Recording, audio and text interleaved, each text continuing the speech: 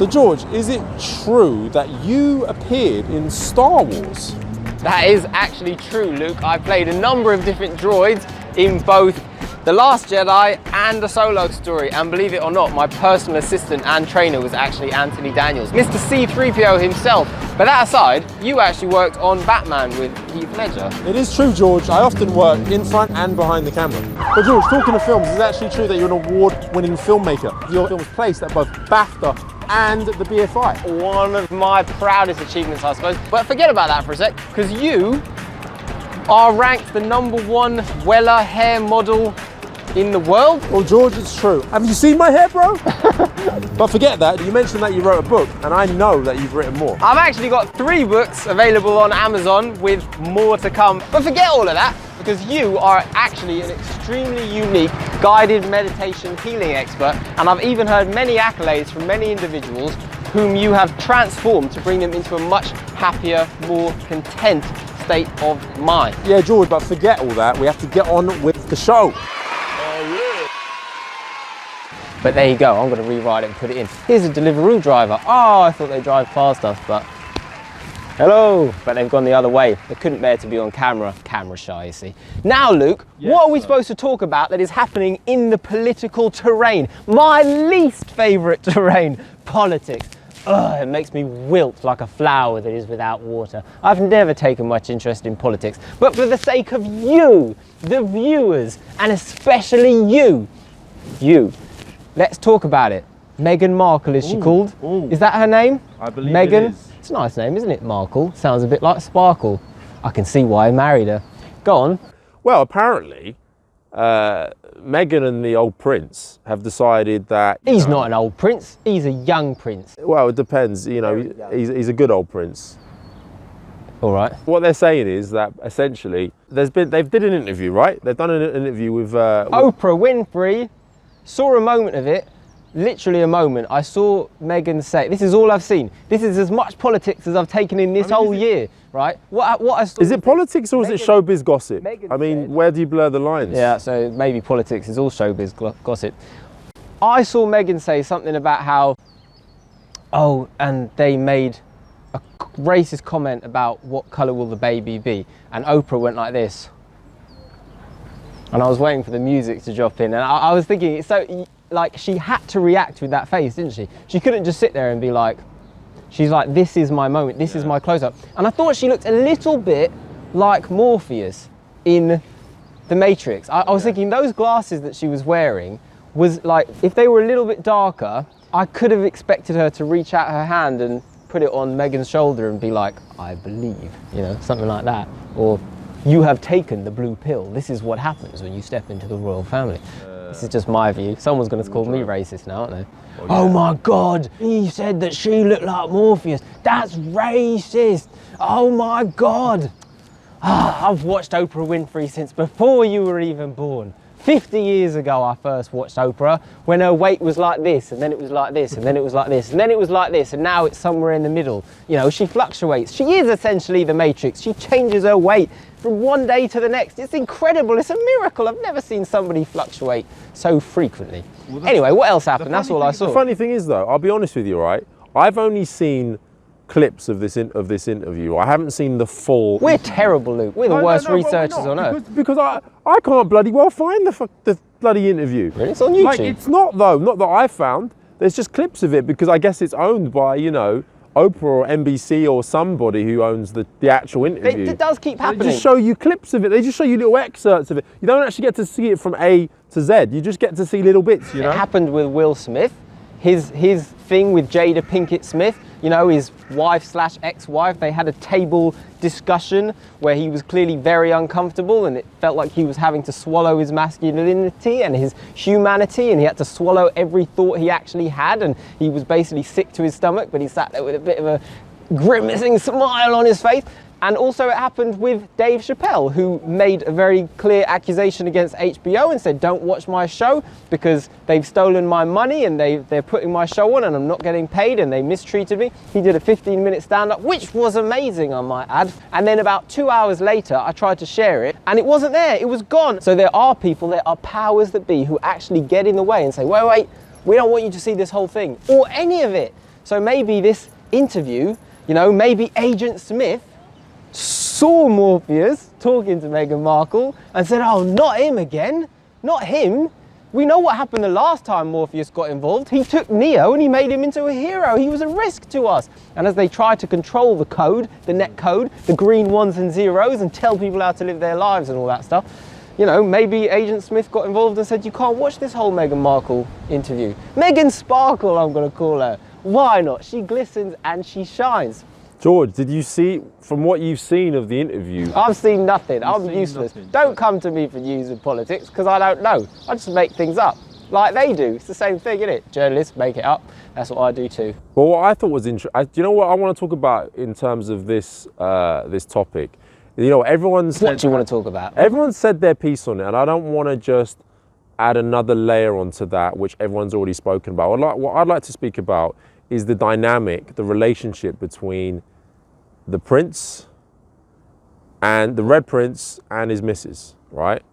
No, that's what I want to The Red Prince? I've called him the Red Prince. That sounds good, doesn't it? All of a sudden I imagine him like with a cape flowing behind him and a sword. That's what we should get. If people are going to come over here for tourism and we're going to see a royal family, the Red Prince, there should be a fucking statue of him outside Buckingham Palace, don't you think? With a like snake between his teeth and a dead bull in one hand that he's holding up like that, and Meghan in the other hand, happy, you know. Well, this is what I want to talk about. I want to talk about the dynamics within that couple. And I find it very interesting when you see... That's not our business. Well, it is my business in the sense that they are posting their dynamics, themselves. They want to put themselves in the public eye in order to make, you know, an appearance, in order to get either their message out there, or if you're more cynical, to, you know, earn money. Surely they don't need money. Surely they got enough. Surely they're sitting out on some paradise island going, do you know what? I think we've got enough.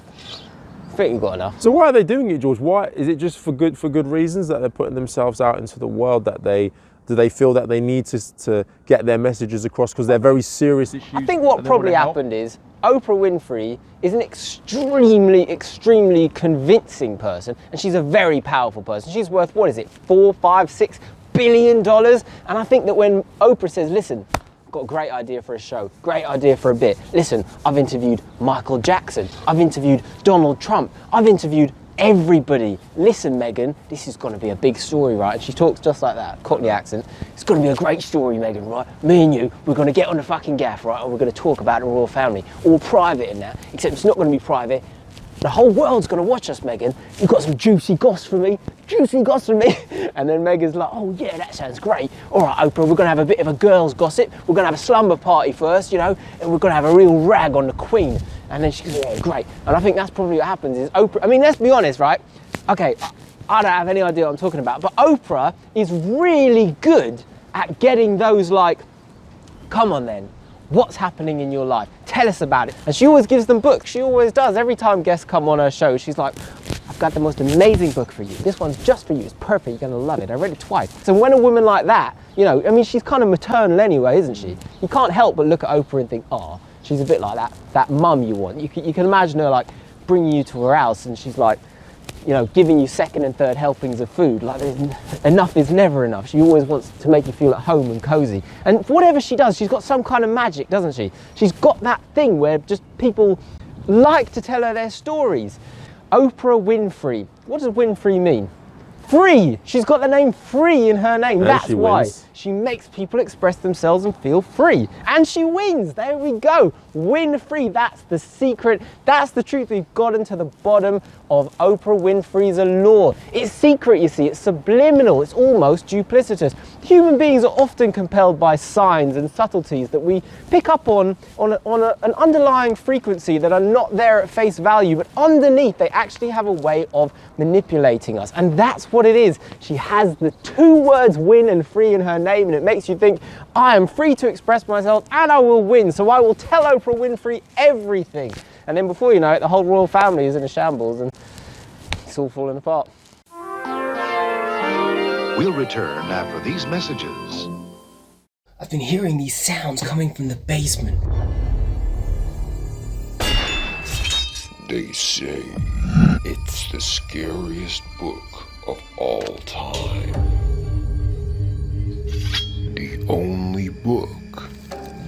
alive.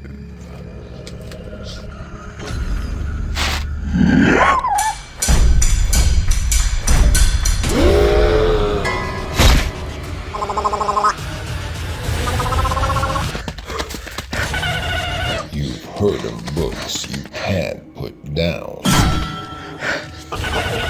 Well, this book will put you down.